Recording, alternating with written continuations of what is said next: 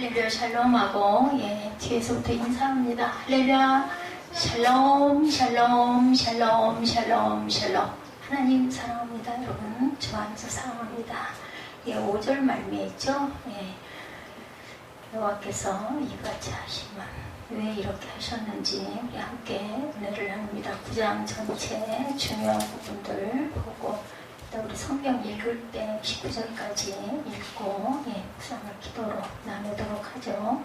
9장 명령한 도를 속히 떠나 12절에 보면은 내가 이르시되 내게 이르시되 여기서 속히 내려가라. 내가 애굽에서 인도하였네. 내 백성이 스스로 부패하여 내가 그들에게 명령한 도를 속히 떠나 자기를 위하여 우상을 부어 만들었느니라. 이렇게 돌판 받아갖고 내려오니까는 별짓을 다 하고 있죠. 명령한 도라는 것은 출애굽기 20장에서 23장의 십계명과 율례를 말하고 있습니다. 그러니까 언약을 지키면 생명을 얻게 되지만 배반하면 잃게 된다. 이런 그 말씀들이 있습니다. 출애굽기 20장에서 23장에 보면 사도행전 38절에서는 살아있는 말씀 생명의 도다 이렇게 말씀하고 있습니다. 자기를 위하여 송아지를 부어 만들었다. 16절에 보면 내가 본즉 너희가 너희 하나님 야훼께 범죄하여 자기를 위하여 송아지를 부어 만들어 야훼께서 명령하신 돌을 빨리 떠났기로 내가 그 돌판을 내 손으로 들어 던져 너희의 목전에서 깨뜨렸다. 이렇게 얘기하죠. 출애굽기 32장 금송아지 사건을 말합니다. 이는 하나님과 재물을 겸하여 섬긴 죄 곧 하나님 외에 다른 신을 섬긴 것을 말하고 있습니다. 멸하라 하였으므로 19절에 보면 야훼께서 신이 분노하사 너희를 멸하려 하셨으므로 내가 두려워하였노라. 그러나 야훼께서 그때에도 내 말을 들으셨다. 이렇게 증거합니다. 하나님은 출애굽기 32장 금송아지 사건과 민수기 13, 4장 가데스 바네아에서의 불순종 사건으로 이스라엘 전 회중을 멸하려 하셨죠. 이 두 사건 모두 모세의 생명을 건 중보기도로 인해서 하나님께서 그 뜻을 돌이키셨으나 죄를 범한 사람에 대해서는 보응을 하신 게 나타납니다. 출애굽기 32장 금송아지 사건 3,000명가량이 칼에 죽죠. 민수기 13, 4장에 가나안 정탐 사건 원망하는 자 전부가 광야에서 멸망을 받게 됩니다. 아론에게 진노하사 그를 멸하려 하셨으므로 20절에 보면 여호와께서 또 아론에게 진노하사 그를 멸하려 하셨으므로 내가 그때에도 아론을 위해서 기도했다. 모세가 이렇게 말하죠. 하나님은 출애굽기 32장 금송아지 사건으로 인해 아론에게 진노하시고 그를 멸하려 하신 사건이 있었습니다. 백성을 중죄에 빠지게 한 아론입니다. 그거 금송아지 부어 만들게 금 모아가지고 송아지 부어서 만들고 거기다가 절한 그 사건이죠. 출애굽기 32장 22절에 아론이 이르되 이 백성의 악함을 당신이 아나이다. 이렇게 증거합니다. 당시 아론은 율법과 계명을 기록한 돌판을 받으러 산에 오른 모세 대신 이스라엘 백성을 말씀으로 인도해야 하는 지도자의 자리에 있음에도 불구하고 백성들의 원성에 맞아 죽을 거 막 그랬을까요? 그 많은 사람들이 난리를 치니까 이 죄를 저질러서 죽더라도 그랬으면 안 되죠. 말하기는 쉽지만 실제 그 상황이었다면 어땠을까? 너희를 알던 날부터 항상 야훼를 거역하여 왔느니라. 24절에 보면 이렇게 말씀하고 있어요. 이스라엘 백성은 출애굽 전부터 10가지 재앙을 통해서 하나님의 전능하신 능력을 직접 체험했어요. 그러나 그들은 애굽에서 나온 직후부터 40년 광야 막바지 이르기까지 원망과 불순종을 거듭하죠. 근데 여기에서 우리가 주목해야 할 것은 출애굽기 24장 언약 체결 이전에는 그들이 원망하거나 거역하여도 하나님께서 진노하지 않으셨으나 언약 체결 이후에는 원망할 때마다 하나님께서 진노하셨다는 점을 우리가 알아야 합니다. 이제는 약속을 했어요. 그죠? 고리를 걸었어요. 손가락을 걸었어요. 그렇기 때문에 하나님께서는 봐주질 않으셨다는 거죠. 그렇게 하셨으므로 5절 말씀 말미에 야훼께서 이같이 하심은 언약을 맺었기 때문에 이제 내가 봐주지 않겠다. 요즘 젊은 세대들이 끊임없이 만들어내는 신조, 제가 9시 예배도 이 말씀을 이런 신조에 대한 말씀을 증거했습니다. 근데 아주 많네요. N4 세대 여러분들 들어보셨습니까? 최근에 N4 세대 단어만 가지고는 도대체 무슨 뜻인지 어렴풋한 짐작조차 할 수가 없어요. 더구나 N이라는 영어 알파벳까지 포함되어 있어요. 저처럼 아날로그 시대, 그런 저에게는 정말 외계어 같은 그런 말씀. 차라리 9시 예배에서 나온 그 말은 조금 귀차니즘, 모든 게 다 귀찮다. 요즘 애들 자기하고 관계없는 일은 들으려고 하지도 않죠. 그래서 부모가 하는 말은 어느 바람이 지나가니 이럴 정도보다도 더 말을 듣지 않습니다. M4, 나중에 알고 보니까 N가지의 것들을 포기하고 사는 세대라는 뜻으로 우리나라 청년 세대의 실상을 자조하는 단어인데요. 이 말은 제일 처음에 삼포 시대로 시작이 되었어요. 소위 연애, 결혼, 출산 이런 걸 포기했다. 근데 뭐 잘만 하더라고요. 보니까 요즘 고등학생들도. 그러니까 뭐 모르고 하는 거죠. 거기에서 취업과 내 집 마련까지 5포 세대가 됩니다. 취업도, 집도, 집값도 너무나 올랐다고 그러죠. 취업도 너무나 어렵고 취업을 그냥 아무데나 하면 되는데 원하는 기업에 취업이 안 되다 보니까 실업자들이 늘어나죠. 그래서 5포가 됐어요. 그처럼 포기하는 것들이 늘어가면서 인간관계와 희망도 포기하면 7포 세대가 되죠. 거기다가 건강과 외모관리가 포함되면 9포 세대가 됩니다. 끝에 가서는 아예 자신의 삶 자체까지 포기하는 소위 10포 시대 혹은 전포, 전부 다 포기했다. 왜 살아요? 그냥 하루하루 그냥 즐겁고 재밌는 거 찾아서 가능한 것들이 있으면 무조건 즐기고 살자. 이런 식의 무한지, 무작위 숫자 N, N글자를 동원해서 N포 세대라는 말이 만들어졌다고 하네요. 듣고 보니까 이해가 좀 가시죠. 저도 듣고 보니까 이해가 가서 이 말씀을 여러분에게 함께 나눕니다. 그 말 뜻을 알고 나서 정말 기가 막혀 앞으로 어떻게 될까. 우리 젊은 세대들이 정말 인생에 꽃을 피워야 할 이럴 때 이렇게 모든 걸 포기하고 살아간다면 우리나라의 앞날 우리 젊은이들이 이 나라를 메고 갈 텐데, 우리나라의 신세대 도대체 어쩌다가 이렇게 신세 한탄하고 불평과 원망만 늘어놓는 전염병, 코로나19가 시작이 된 19년도부터 시작을 해서 이제 뭐 또 변이가 나타났다면서요. 이렇게 되다 보니까 기가 막힌데, 거기에다가 젊은이들이 더 힘있게 들고 일어나야 할 이때에 그들이 모든 걸 다 포기한다면 어떻게 될 것인가 참 마음이 안타깝습니다. 실제로 절망적인 상황에 처하고 있다 하더라도 아직 아무것도 모르는 어린이나 힘이 다해버린 노년 세대와는 달리 끝까지 희망을 잃지 않는 가운데 물불을 가리지 않는 도전의식을 가져야 할 젊은이들이 왜 이렇게 됐을까? 너무 연약하게 길러서였을까요? 폐기란 전혀 찾아볼 수 없는 무기력증, 그리고 촉각적인 게임이나 이런 것에 중독이 되는 그런, 또 좀 돈이 있는 사람들은 뭐라 그래요? 이상한 마약이나 이런 것을 통해서 문득 어느 날인가 보니까 되게 잘 알던 사람이, 저는 이름을 잘 몰라요. 탤런트나 영어배우나 이런 사람들을 옛날 배우 몇 명 외에는 입 앞에서 뱅뱅 맴돌지 이름을 정확하게 모르는데, 그분이 그 방송에 나와가지고 인터뷰하는 내용을 제가 잠깐 봤어요. 방송을 잘 안 보는데 보니까 그분이 마약에 가까이 해가지고 연예계에서도 추방이 돼서 떠났다가 가까스로 조연 역을 하나를, 조연도 그냥 조연이 아니라 몇 명이 있는 조연 중에서 보조하는 조연이 된 거예요. 그 주인공만 하던 사람이. 그러고 그 사람이 자기의 심경을 토로한 글을 보면서 깜짝 놀라서 그 사람 얼굴을 자세히 보고 그 사람 이름은 잘 몰랐었어요. 굉장히 듬직하고 아빠 같은 모습의 그런 젊은이였습니다. 믿음직한.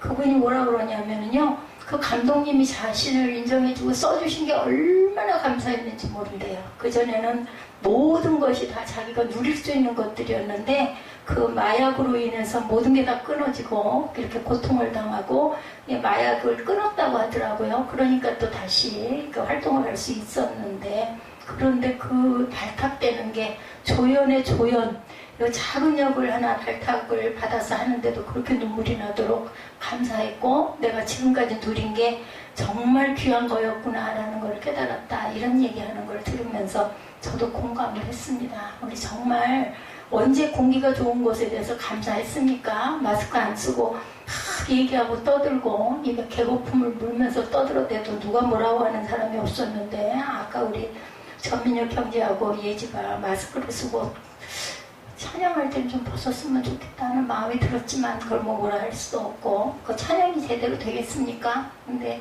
그런 모습을 보면서 정말 너무너무 안타까운 마음이 들고 이제는 마스크가 우리의 모든 생활의 필수 용품 중에 하나가 됐다라는 얘기들이 있는데 저는 아직까지도 마스크가 깔끄러워가지고 피부가 막 너무 쓰라려요. 그리고 막 너무 답답해.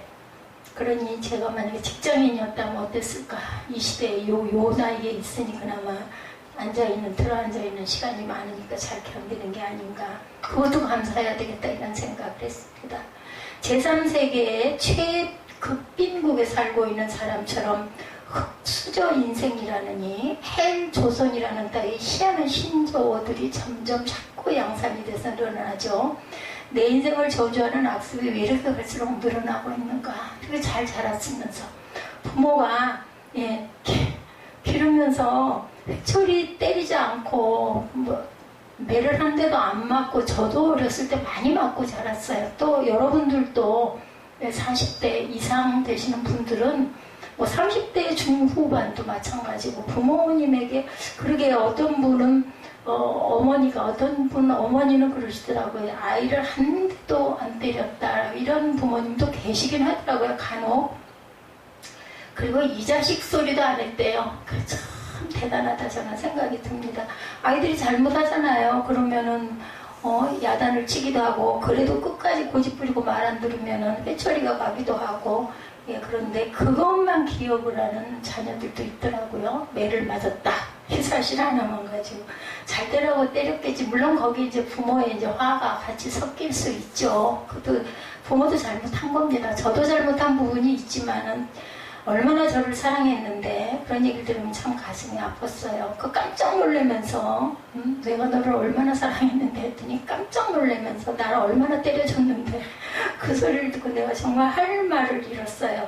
정말 미워서 때린 적은 거의 없었던 것 같아요. 특히나 우리 사무엘은 우리 그 위에 누나들은 제가 젊었기 때문에 엄마가 돼가는 것 같더라고요. 그렇기 때문에 너무너무 힘이 드니까 그때 또 일도 너무 많았고 너무 열악했고 가난했고 이러다 보니까 막 그 화 때문에 때려준 것도 물론 많지만 결과적으로는 그 아이들 잘 때라고 야단을 치다 보니 속이 상해서 때리기도 하고 한 거지. 그게 상처가 돼가지고 남아있다라는 게 깜짝 놀랐습니다.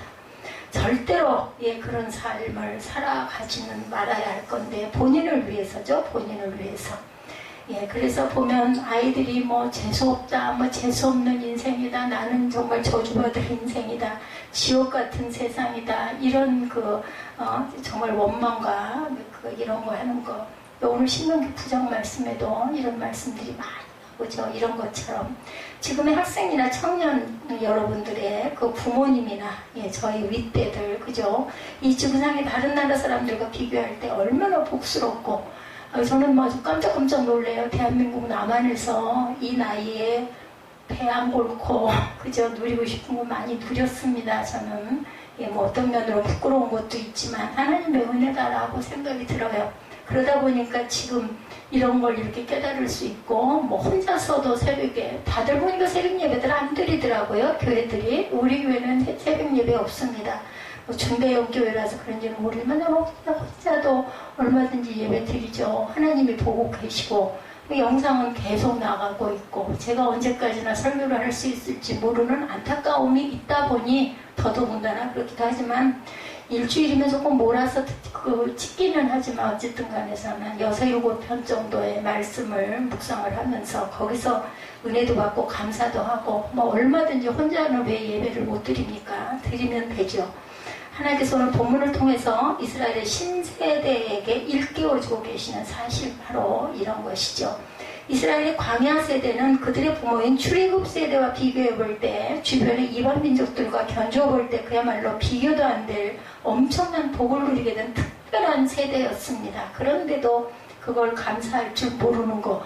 여러분들 풍족한 게 다 좋은 건 아니더라고요. 금전이 없어도 마음의 평강이 있을 수 있고요. 제가 이번에 느끼고 깨달은 건 그겁니다. 금전이 있어서 그거 걱정은 안 해. 근데 그 다른 문제들이 또 가슴이 너무나 아파. 그럼 뭐가 더 위에 있다라고 볼 수가 없다. 물질이 없으면 못 살잖아요. 당장 굶죠. 생계가 막연해 그게 더 클까요? 근데 마음 아픈 게 더 크게 느껴지는 건 뭘까요? 1절에서 5절까지 기록하기를 이스라엘아 들으라 내가 오늘 요단을 건너 너보다 강대한 나라들로 들어가 그것을 얻으리니 그 성읍들은 크고 성벽은 하늘에 닿았으며 그 백성은 네가 아는 바 장대한 아낙 자손이라. 아낙 자손들 이름 많이 들어보셨죠? 그에 대한 말을 내가 들었나니 이르기를 누가 아낙 자손을 능히 당하리오 하거니와 오늘날 너는 알라 내 하나님 야훼께서 명렬한 불과 같이 내 앞에 나아가신즉 야훼께서 그들을 파하사 내 앞에 엎드러지게 하시니 야훼께서 내게 말씀하신 것 같이 너는 그들을 쫓아내며 속히 멸할 것이라. 내 하나님 야훼께서 그들을 내 앞에서 쫓아내신 후에 내가 심중에 이르기를 나의 의로 몸을 인하여 나의 의로 몸을 인하여 여호와께서 나를 이 땅으로 인도하여 들여서 그것을 얻게 하셨다 하지 말라. 실상은 이 민족들의 악함을 인하여 야훼께서 그들을 내 앞에서 쫓아내십니다. 악해서 쫓아낸 것이 시지 의로움으로 인하여 이 땅으로 인도하여 들여가지고 그렇게 한 게 아니라는 거죠. 5절에 내가 가서 그 땅을 얻음은 너의 의로움을 인함도 아니며 내 마음이 정직함을 인함도 아니요 이 민족들의 악함을 인하여 내 하나님 여호와께서 그들을 내 앞에서 쫓아내셨다. 이렇게 말씀합니다. 여호와께서 이같이 하시면, 그래서 제가 여기에 은혜가 있어서 이같이 하시면으로 제법을 잡았습니다. 내 열조 아브라함과 이삭과 야곱에게 하신 맹세를 이루려 하십니다. 그렇죠? 하나님께서는 창세 전에, 그죠? 예, 땅이 생기기도 전에 벌써 다 알고 계신 거예요.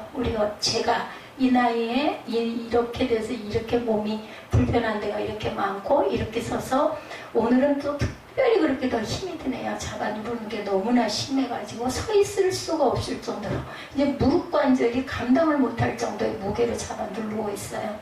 이렇게 될 걸 누가 알았느냐는 거죠. 제가 20년 전에 알았겠습니까? 20년 전에 몰랐습니다. 이스라엘 백성이 가나안을 정복하게 된다면 그것은 정말 대단한 실로 자랑할 만한 일이 될 거죠. 왜냐하면 그 가나안에 원래 살고 있던 본토 민족들 아주 싸움을 잘하는 강력한 족속들이었죠. 2절에서 모세가 그 백성은 내가 아는 바 장대한 아낙 자손이라. 그래서 우리는 거기에 메뚜기 같습니다 라고 얘기를 하죠. 정탐꾼들이. 가나안 민족들은 체격도 좋았을 뿐만 아니라 1절에 나오는 대로 높은 성벽으로 둘러싸인 성읍들을 중심으로 방어전만 치면 되는 입장에 있는 아주 강한 그런 거인족들이죠. 그러나 이전에 광야에서 유람하던 이스라엘 민족이 이런 모든 압도적인 열세에도 불구하고 자기네보다 훨씬 강력한 가나안 민족을 몰아내어 그 땅을 차지하게 된다면 자랑스러운 업적이겠죠. 기적이 일어난 거예요. 기적이 일어나는 그런 것을 보는데도 불구하고 뭐가 조금만 부족하고 조금만 불만스러우면 막 못 살겠다고 모세를 못 살게 굴죠. 그 가나안 정복전은 이스라엘 백성들 자신의 용기나 능력 때문이 아니라 3절에서 밝히고 있듯이 내 하나님 야훼께서 명렬한 불과 같이 내 앞에 나아가신즉 야훼께서 그들을 파하사 내 앞에서 엎드러지게 하시는 역사로 말미암아 승리하게 될 것이다. 내가 잘해서 된 건 하나도 없어요. 내 구원도 마찬가지인 거죠.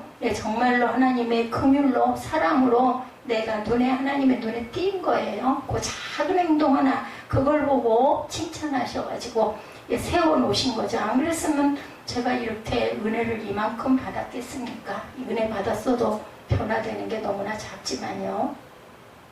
모세는 이어지는 4절에서 내 하나님 야훼께서 그들을 내 앞에서 쫓아내신 후에 내가 심중에 이르기를 나의 의로움을 인하여 야훼께서 나를 이 땅으로 인도하여 들여서 그것을 얻게 하셨다 하지 말라고 못 박으시죠. 그래서 하나님의 능력으로 이긴 것처럼 인정한 후에 왜 하나님께서 이스라엘을 위하여 그런 능력을 발휘해 주셨느냐라는 질문에 가서도 그것은 우리가 하나님 앞에서 의로웠기 때문이다 라고 생각해서는 결코 안 된다.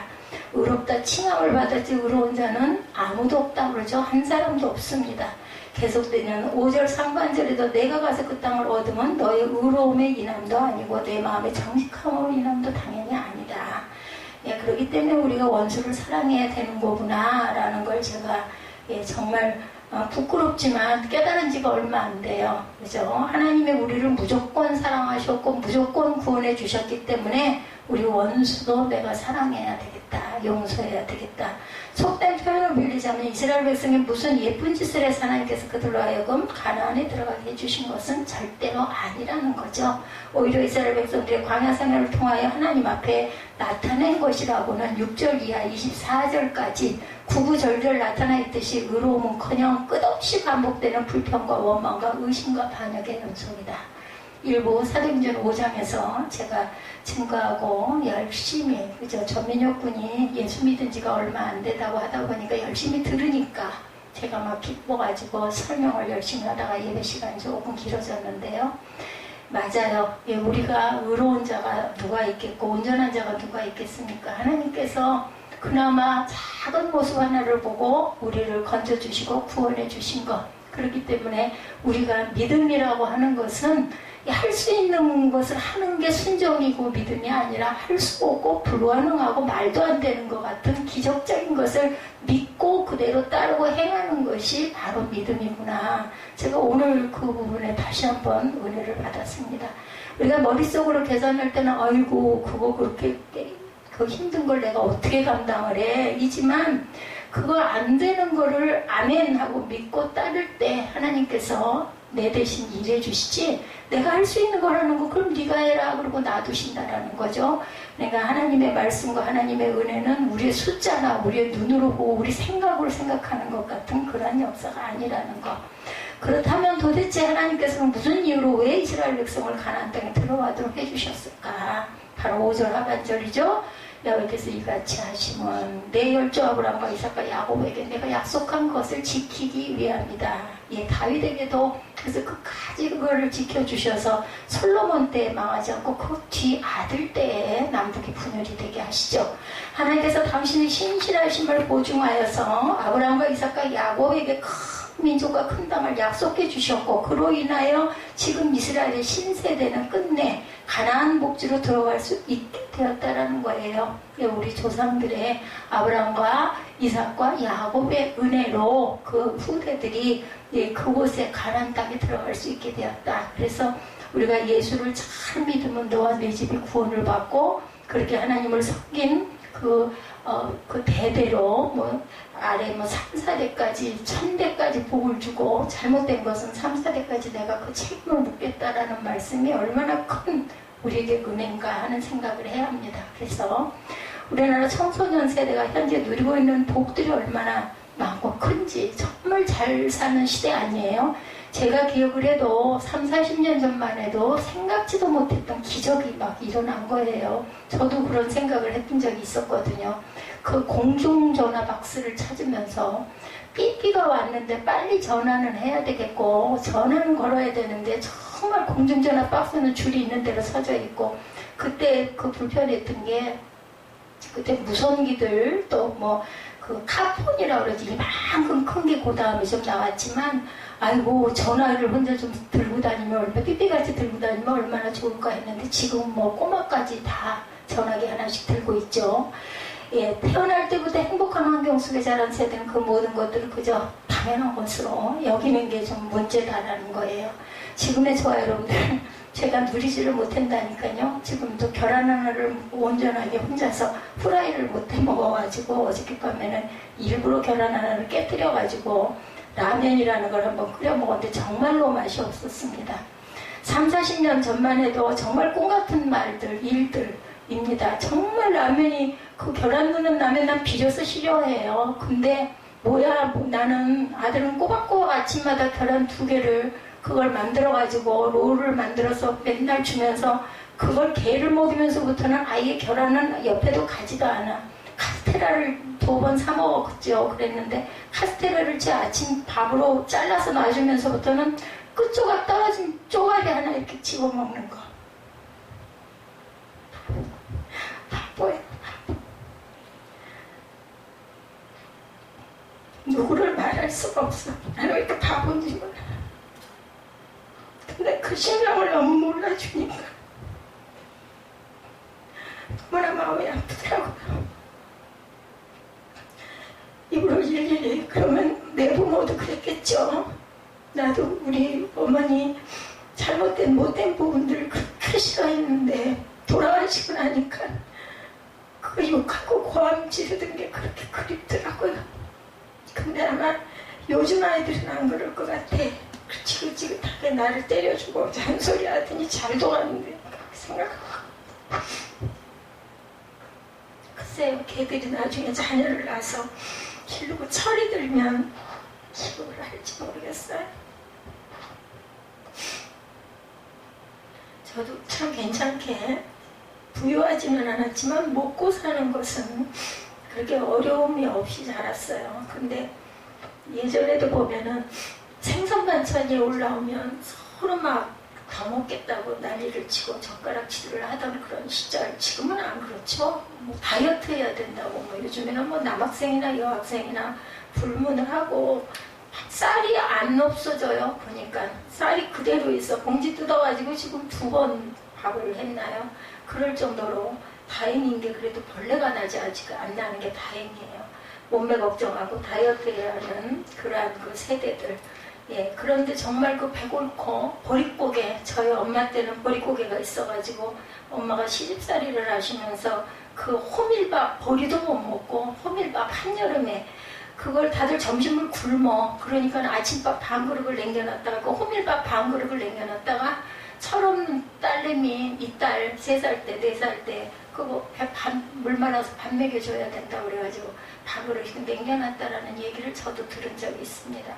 너무나 추워가지고 사랑방에서 잠을 자면서 벽에 얼음이 꽂고 오니까 조카들하고 나를 가운데다 눕히고 끌어안고 셋이서 그렇게 해서 잠을 잤다라는 그 시절의 얘기. 근데도 그때는 정말 정이 많았어요. 근데 지금은 왜 이렇게 물질의 풍요의 세상에 그렇게 인정이 메말라 가는지 싶습니다. 흑백 텔레비전도 몇 집 건너 하나씩 제가 어렸을 때는 있어가지고 옆집으로 TV 보러 간다고, 연속 보러 간다고 했던 그런 적이 있었죠. 정말 그러고 나서 불과 30-40년 만에 이렇게 대단한 부흥이 일어나고 경제 대국이 됐어요. 예, 개인 무전기를 들고 다니면서 다른 사람들과 어디서든지 통화할 수 있는 그 시대가 올 줄 누가 꿈이나 꿨겠느냐는 거죠. 생존하는 동안에 실제 일어날 수 있는 일이라고 저도 상상을 못했던 일들이 너무나 많이 일어납니다. 스마트폰 아이들 아까도 말씀드렸지만 이제는 꼬마들도 보면 어디 가보면 공공장소에 가보면요 다 뭐 그 만화 보고 뭐 보느라고 이만한 스마트폰 다 들고 있어요. 가만히 보면 맹간에 앉아있는 사람도 하나밖에 없고 다 고개가 아래로 숙여 내려져 있고 저는 그냥 될 수 있으면 안 내려다 봅니다. 휴대폰을 잘 열지도 않고 그렇습니다. 그걸로 인해서 또 여러 가지 장애가 많이 일어나죠. 여러분들 목 디스크 조심하시기 바랍니다. 어제는 그래도 나가는 아들에게 일사병 걸리니까 뜨거운 데 있지 말라고 제가 오늘도 우리 예지하고 나간데 그랬죠. 시원한 데 있으라고 겁이 나고 염려가 돼요. 너무 날이 덥다 보니까. 자, 하나님 앞에서 의롭게 살았기 때문에 예, 우리 세대가 부모님 세대보다 하나님 앞에서 더 착하게 살아왔기 때문에 이런 복을 내려주신 게 아니라 우리 선조들이 하나님을 잘 섬기고 예, 우리 선조들이 또 이 땅을 그렇게 열심히 지켰기 때문에 저와 여러분들이 이렇게 자유롭게 누리면서 살 수 있었다라는 거. 예, 저희는 외할머니 외할아버지가 그 옛 시대의 장모님 권사님이셔서 제가 외할머니 치마 꼬리를 붙들고 교회를 다니면서 아무것도 모르는 초일부지 때 은혜를 받지 않았나, 하나님이 저를 바라보시지 않았나, 저는 이런 마음이 여러 번 들었었어요. 세상에 태어나지도 않았던 시절에 저 여러분의 선조들이 일본의 심사참배 강요로 인해서 극심한 탄압을 받게 됐을 때 그분들은 하나님 한 분에 결코 다른 신에게 경배할 수 없다고 일사가구의 순교적 신앙을 감옥 속에서 온갖 고문과 분주를 인하여 추구하면서 끝까지 지켰던 그 사건들.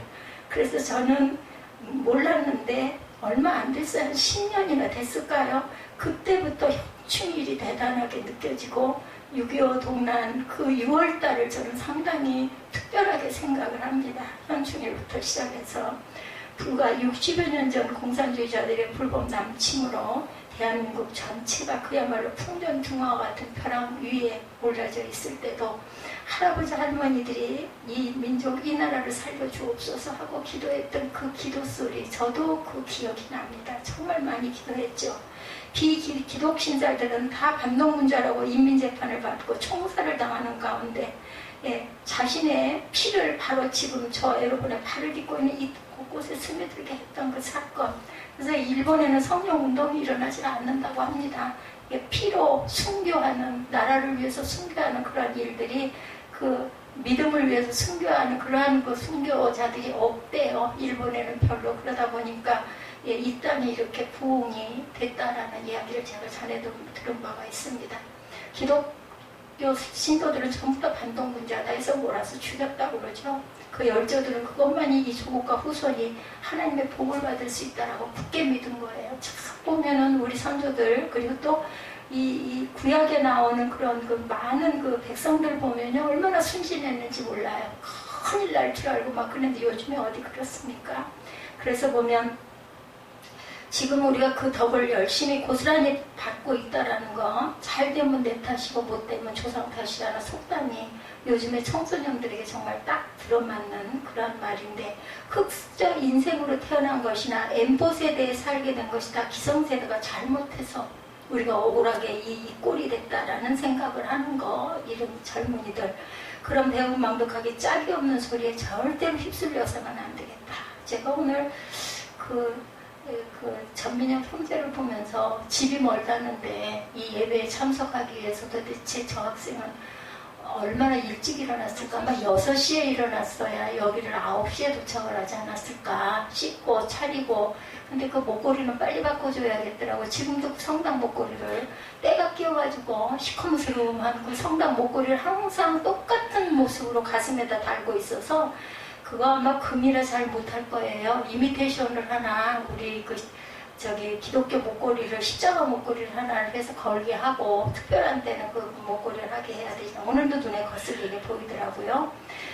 네, 그러면서 참 신실한 청년이 되겠구나, 부럽다는 생각이 들었어요. 그렇게 새벽같이 일어나가지고, 뭐, 피곤한 건 다 피곤하고, 요즘에 젊은이들 그렇게 일찍 안 자거든요. 다 자정 넘어 자는데, 새벽같이 일어나서 움직일 수 있는 거 참 보기가 좋다는 생각을 했습니다. 25절 이하 29절에 그때 야훼께서 너에게 멸하겠다 하셨으므로 내가 여전히 40주야를 야훼 앞에 엎드리고, 우리 25절에서 29절까지 한번 읽어볼까요?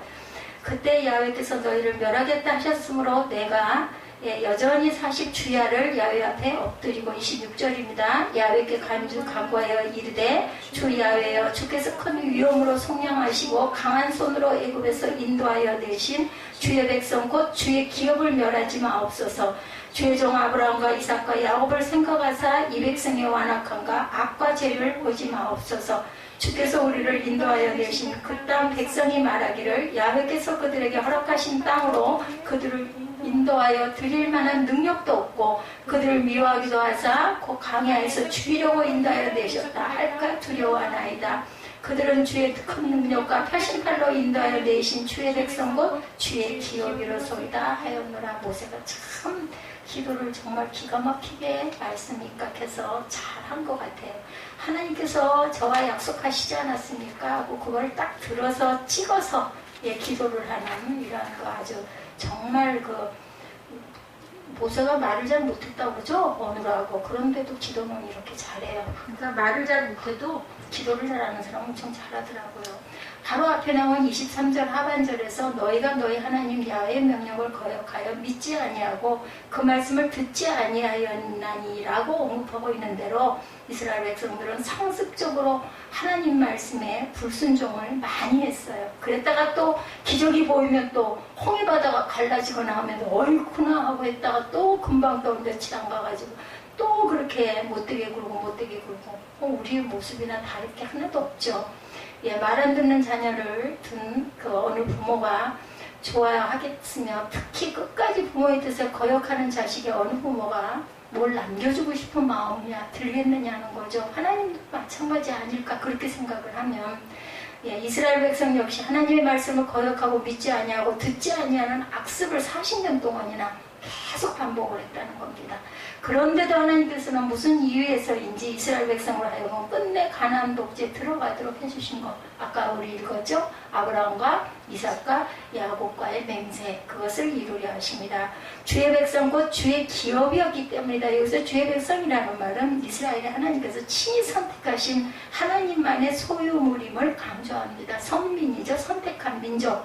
주의 기업이라는 말은 그 당신의 소유물인 이스라엘을 사용하셔서 당신의 원하시는 일을 진행시켜 나가신다라는 뜻이죠. 다시 말해서 이스라엘은 하나님께서 당신의 위대한 구속사의 과업을 성취하기 위하여 쓰시는 소유물로, 도구와 병기로, 자산으로 선택해 놓으신 까닭에 어떤 경우에도 이스라엘을 절대로 망하게 하실 수가 없었다. 하나님의 뜻을 이루시기 위해서. 그 어떤 민족이나 개인도 결코 자기의 공로로 구원을 받거나 자기 의로 축복을 받을 도리가 없다라는 겁니다. 사람의 본성은 하나님을 거역하는 것이고 사람의 행실은 하나님을 노엽게 하는 악한 것들이 뿐이기 때문이다. 우리 자녀들이 거꾸로 가려고 하는 그러한 특성을 많이 갖고 있는 것도 우리의 그 어떤 안에 있는, 내재에 있는 본성 때문이 아닐까, 이런 생각도 해봤습니다. 오죽이나 하면 요즘에 별 생각을 누워있으면서 많이 합니다. 그것은 소위 선민이라고 택함을 받은 이스라엘에게도 결코 예외는 아니었다.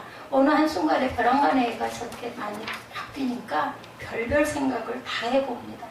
27절에서 모세가 하나님 앞에 솔직히 고백하고 있는 그대로 그들 역시 오로지 강팍과 악과 죄만 드러나고 있는 백성일 뿐인데, 그렇게만 따지고 본다면 이스라엘 백성 역시 전부 다 광야에서 죽임을 당해야 마땅할 뿐이었다. 그럼에도 불구하고 모세는 무슨 근거로 자기 백성의 죄를 용서해 주시고 가나안 땅에 들어가게 해달라고 하나님께 간구할 수 있었던가? 지도자이기 때문에, 대표자이기 때문에, 부모가 자녀를 사랑하는 그런 마음을 품었기 때문에 모세가 그래서 그렇게 기도하지 않았을까 싶습니다.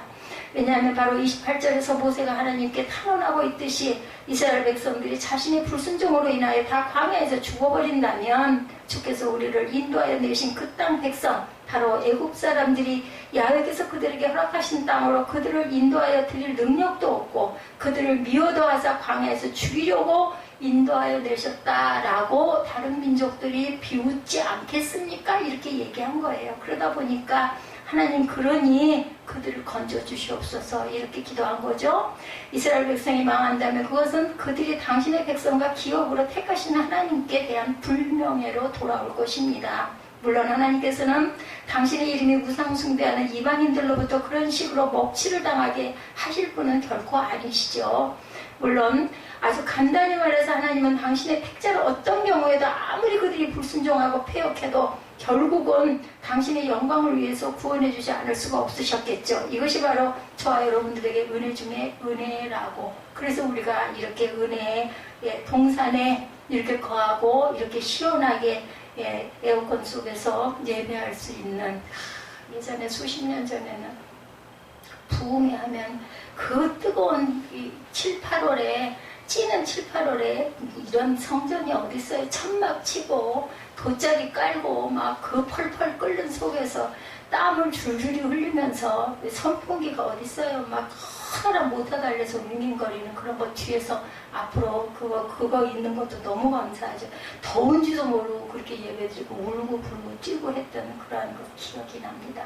하나님의 택하신 선민이 되고 나면, 하나님께서 쓰시고자 하시는 기업이 되고 나면 그 다음은 요지부동 일사천리로 하나님께서는 이끌고 가신다라는 거.